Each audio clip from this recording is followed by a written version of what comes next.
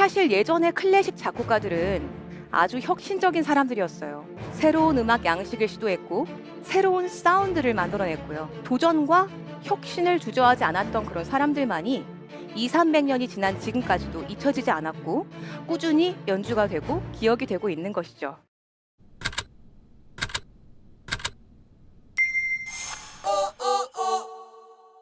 틈만 나면 뭐 하세요? 일상 비일상의 틈에서 나만의 스토리를 발견해 보세요. 세상을 바꾸는 시간 15분.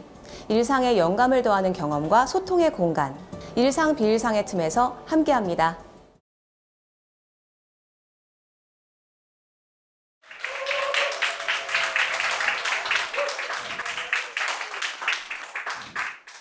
여러분 안녕하세요. 저는 지휘자 진솔입니다.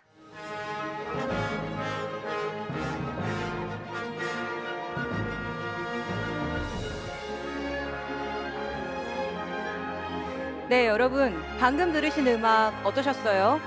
좀 짧긴 했지만요. 네. 감사합니다. 방금 보신 영상은 우리나라의 게임 회사인 스마일 게이트 회사의 로스트 아크라는 게임의 OST를 제가 대표이사 겸 예술 감독으로 있는 플래직에서 작년에 연주한 것입니다. 게임 음악, 오케스트라, 그리고 클래식. 익숙하신 분들도 계시고 조금은 멀게 느끼시는 분들도 계실 것 같은데요. 요즘은 정말 뭐 멜로디만 들어도 귀에 딱 꽂히면서 이거 어디서 들어본 것 같은데 하는 그런 음악부터 클래식 관현악곡에 버금가는 그런 커다란 스케일의 음악까지 정말 다채로운 게임 음악들이 발표가 되고 있습니다. 음악이라는 것은 정말 넓은 범위의 예술이지만 소리를 이용해서 감정과 생각을 나타낸다는 공통점을 갖고 있습니다. 음악인들이라면 필수로 공부해야 하는 이론들도 많긴 한데요. 어찌됐건 그런 것들은 사실 모두 도구일 뿐이죠. 음악은 듣는 이를 감동시키고 마음을 움직여서 어떤 특별한 감정을 갖도록 하는 것이 그 본질이라고 생각합니다. 그런데 종종 사람들은 음악의 장르에 따라 자기도 모르게 편견을 가진 채로 듣고 판단하기도 합니다. 게임 음악 역시도 이렇게 편견의 대상이 될 때가 생각보다는 많이 있습니다. 저는 오늘 여러분께 틀에서 벗어나 저항하고 내 방식대로 나 자신을 추구하며 살아갈 때 비로소 얻을 수 있는 것들에 대해서 저의 경험과 함께 이야기를 나누어 보려고 합니다. 솔직하게 말씀을 드리자면요. 저는 사실 좀 이다나 반골 기질 이런 좀 성향을 갖고 있는 것 같아요. 꽤 어릴 때부터 그런 성향이 있었는데요. 여러분들도 갖고 계실 법한 스토리를 한번 들려드릴게요. 아마 제가 3살 때쯤 글방 아시는 분들 계신가요? 어린애들이 글씨 쓰는 법을 배우는 그런 교실이에요. 근데 그때 이제 이응이라는 것 때문에 한바탕 소란이 있었어요. 이응. 이응은 어, 이렇게 써도 이응이고 이렇게 써도 결국엔 이응이잖아요. 시계 방향으로 반시계 방향으로 다 똑같이 이응이란 말이죠. 그래서 저는 선생님한테 왜 꼭 반시계 방향 이렇게 쓰라고 하세요? 저는 이렇게 시계 방향으로 쓰고 싶어요. 제가 보기에는 그 이응이나 저 이응이나 결국 생긴 게 똑같은 것 같은데 왜 이거는 안 된다고 하시나요? 했더니 선생님께서 음, 원래 그래. 원래 그렇게 되어 있다. 원래 그런 거다. 이렇게 말씀을 하셨어요. 그래서 제가 아주 어린 나이지만 납득을 못 했나 봐요. 그렇게 정해져 있다는 거에 납득을 못 한 거죠. 왜냐하면 어린 나이에 제가 보기엔 이거나 저거나 크게 달라 보이지가 않았으니까.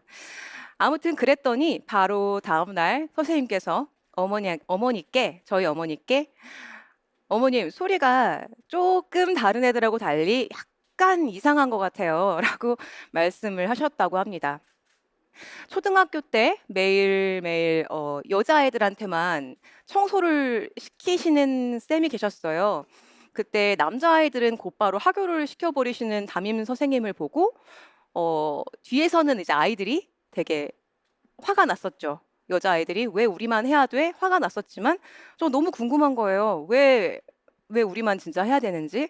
저 뒤에서 가만히 있기보다는 선생님께 여쭤보고 싶었어요. 그래서 제가 여쭤봤어요. 왜 여자만 청소를 해야 하나요? 라고 여쭤봤어요. 그걸 또 공개적으로 질문을 해가지고 갑분싸가 됐는데요. 이때도 저희 어머니께서 불려가셨던 기억이 있습니다.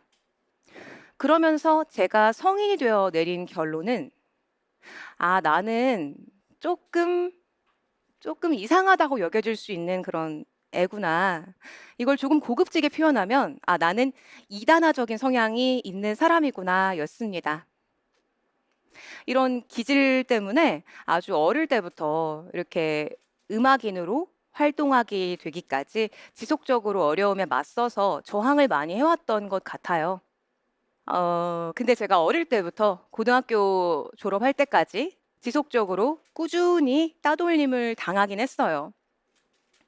거기다 집에서도 부모님께서는 너무 많이 엄하셨고, 뭐 또 어머니는 예쁘신데 저는 어릴 때 굉장히 좀 뚱뚱하고 집에서나 밖에서나 항상 기가 죽어 있었고요.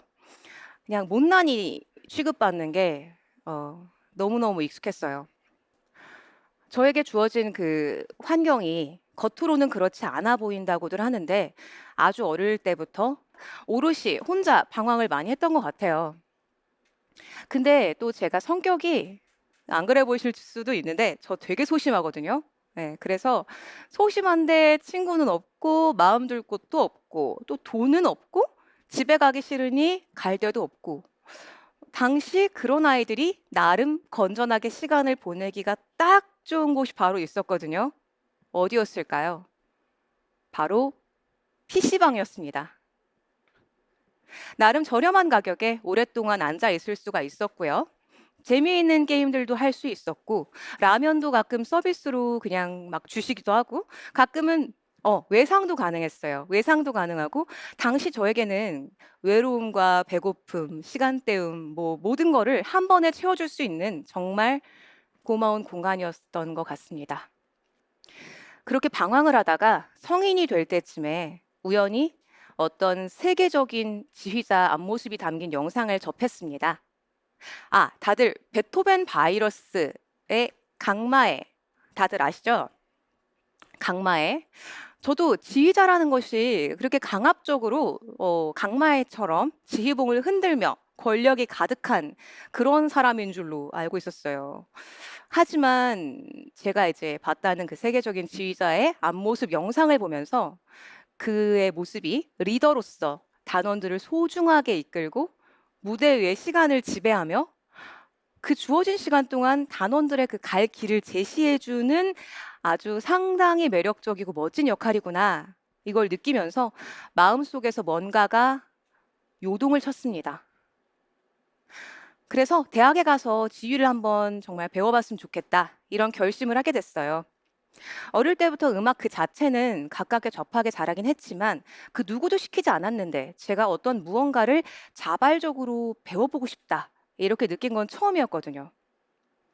근데 여기서 제가 방금 지휘자가 되고 싶다. 이렇게 말한 게 아니라 지휘를 좀 한번 배워보고 싶다. 이렇게 얘기를 했죠. 조금 이거는 조심스러운 내용이긴 한데요. 요즘은 특정 직업 앞에 여성, 뭐 이런 성별을 나타내는 글자를 붙이는 것 자체가 지양되고 있어요. 근데 제가 어릴 때만 해도 지휘자는 당연히 나이 지긋한 남자 선생님이어야 했거든요. 부모님께서도 음악인의 현실과 음악계 상황을 아무래도 잘 아시다 보니 여자는 지휘자로 성공할 수 없다라는 그런 확신을 갖고 계셨던 것 같습니다. 한편 학교를 졸업하자마자 아르티제라는 앙상블을 창단을 했어요. 동료 음악인들을 모아서 젊은 연주자들만의 신선한 소리로 유명한 클래식 음악뿐 아니라 잘 연주가 되지 않는 젊은 작곡가들의 현대 음악 작품들을 좀 선보이고 싶었어요. 이렇게 2012년 시작된 아르티제는 2017년에 말러리안이라는 프로젝트를 새롭게 내놓게 됩니다. 바로 구스타프 말러라는 작곡가의 교향곡 전곡을 연주해보자는 야심찬 장기 버킷 프로젝트 단체였습니다. 잘 모르시는 분들도 계시겠지만 설명을 잠깐 드리면요. 말러의 교향곡은 연주자도 100명 이상이 필요하고요. 되게 많이 필요해요. 그리고 곡도 엄청 길어요. 긴 곡은 2시간에 달할 정도로 정말 스케일이 크거든요. 그리고 말러의 음악이 담고 있는 인생에 대한 고민, 고뇌, 이런 철학들이 아주 진지하고 많이 깊다 보니까 보통은 연륜 있는 지휘자님들이 전통 있는 기성단체와 연주를 하는 것이 기본입니다. 하지만 저는 그동안 말러를 진정으로 잘 연주할 수 있다고 인정받지 못했던 젊은 연주자들, 그들만이 보여줄 수 있는 또 색채가 있을 수 있고 또 이것을 함께 공부해서 우리가 만들어가는 그 일 자체에 큰 의미가 있을 것이라고 믿었어요. 그렇게 국내 민간 연주단체 최초로 말러 교향곡 전곡을 연주를 한다는 야심찬 도전을 시작했었고요. 프로젝트의 지금 현재 절반 정도를 달성한 상태입니다. 아까 처음에 게임 음악을 잠깐 들으셨어요. 예. 그 얘기를 또 해보면 저는 이제 클래식 음악을 전공했고 게임은 외로운 저에게 친구가 되어 주었습니다. 그럼 또 그 둘을 합쳐볼 수 있지 않을까 하는 주변인들과의 소통 속에서 발견한 아이디어로부터 시작이 되었어요. 우리나라의 게임 사업은 세계적인 수준이죠. 다들 아시다시피. 그리고 그만큼 엄청나게 좋은 OST들이 되게 많아요. 그리고 젊은 클래식 연주자들에게는 무대에 설 수 있는 기회 하나하나가 너무나도 소중하고요. 또 특히 대규모 오케스트라와 같이 덩어리가 크고 또 비용이 많이 필요한 연주는 스스로 만들 수가 없습니다. 대규모 순수 클래식 음악 무대 역시 꾸려지기가 쉽진 않아요. 그래서 이 둘을 연결할 수 있는 플랫폼을 만들어 보고 싶었고요. 플래직이라는 스타트업을 설립하게 되었습니다. 게임 회사에게는 자신들의 우수한 컨텐츠를 유저들에게 더 가까이 알릴 수 있는 기회를 제공하고 음악을 전공한 연주자들과 편곡자들에게는 새로운 분야로의 문을 열어서 더 넓은 시야와 그런 활동 기회를 제공할 수 있을 거라고 생각을 했어요. 또 클래식 분야에는 혁신이 필요하다고 생각했습니다. 클래식 음악, 물론 예술적 가치가 높고요. 저의 마음 속에서 항상 가장 1순위, 가장 큰 부분을 차지하고 있고요. 평생 배워야만 하는 그런 저의 주 전공 분야이자 숙제이기는 하지만 어떻게 보면 예전의 창작물을 누가 더 맛깔나게 재현해내느냐를 경쟁하고 있는 것 같기도 합니다. 사실 예전의 클래식 작곡가들은 아주 혁신적인 사람들이었어요. 새로운 음악 양식을 시도했고 새로운 사운드를 만들어냈고요.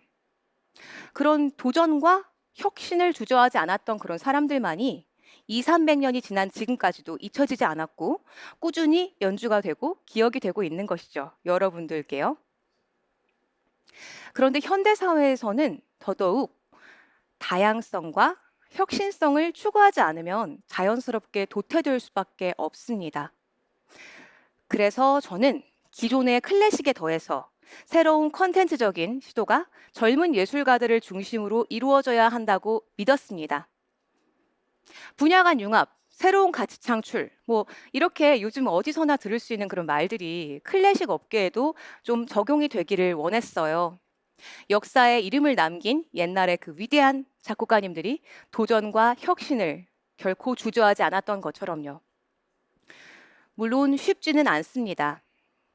보수적인 전통 예술 분야, 그러니까 서양의 전통 예술을 다루는 업계에서 게임 음악이라는 어느 정도 편견을 가지고 바라볼 수밖에 없는 그런 상업적인 음악을 클래식 음악과 접목한다는 것은 기존의 음악인들에게는 당연히 조금은 지나친 혁신으로 느껴졌을 것 같아요. 아직 게임이라는 것에 대한 고정관념이나 부정적인 개념 또한 어느 정도는 존재를 하죠. 틀에서 벗어나서 저항하고 내 방식을 추구하며 살아가고자 하는 그런 저의 이단화적인 기질 덕분에 그래도 이렇게 버티며 열심히 새로운 분야들을 개척해 올 수 있었던 것이 아닌가 싶습니다. 그래도 요즘은 클래식 분야에서도 점점 편견을 거두는 분들이 꽤 많아지고 계세요. 저는 뭐 감사할 따름입니다. 일단 남들이 하는 것을 맞추어 따라하다 보면 언젠간 뭐라도 될 수 있을 거야 라는 그 틀에서 벗어나서 나의 가치관, 세상을 올바르게 받아들이는 나만의 방법, 그리고 나 자신의 노력과 성실함을 믿고 내 마음의 소리를 따르는 용기가 필요하다고 생각했습니다. 저는 이 세상의 모든 이단아들을 응원합니다. 감사합니다.